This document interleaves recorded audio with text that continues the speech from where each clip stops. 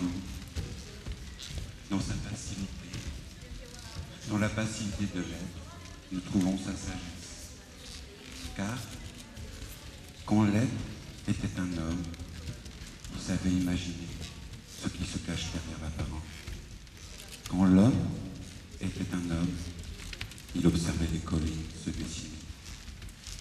Quand l'homme était un homme, il prenait son temps pour s'écouter.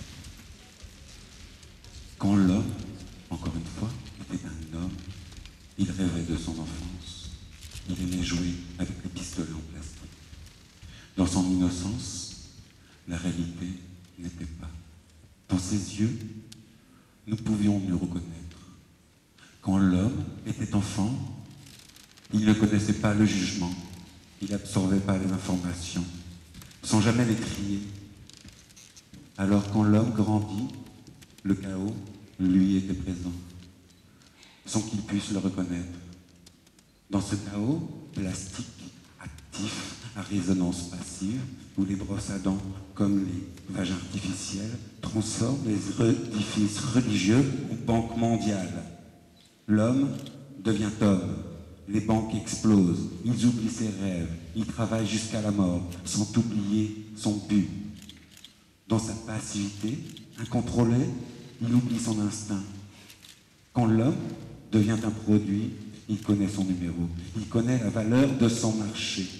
Quand le marché était aux hommes, ils écrasaient les bien-pensants, ils mangeaient la nourriture des autres. Quand l'homme a pensé pour arrêter de faire des erreurs, il les a lui-même cumulées. Il a maîtrisé sa nature, il a dominé sa nature, il a mangé ses réserves. Quand l'homme a arrêté d'être enfant, il a fini par s'oublier, il a fini par vendre sa terre, il a détruit son patrimoine nature, il a créé le chaos passif, où chacun d'entre nous ne peut l'analyser.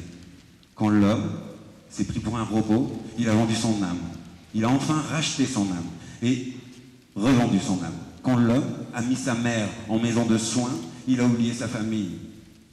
Aussi, il a oublié son identité. Alors, il lui reste quoi avec tant de passivité? 2-3 idées pour manger à midi, 2-3 clopes pour mourir plus tôt, 2-3 amis pour la mémoire, 2-3 papiers pour l'intégrité. Quand l'homme plonge sa main dans cette matière humide, faite de terre, d'argile, encore plus rouge qu'hier, quand cette terre, qui est nos pieds, nos racines, disparaît sous l'action passive des nouveaux tyrans, l'homme, maintenant égaré, armé, abusé, désabusé, observe les dégâts collatéraux des armées en fringales, parées d'uniformes incolores. Les virages sont leur pain quotidien, les balles fusent dans un méandre cacophonique où les géants sont les nouveaux tyrans. L'homme a oublié d'être humain.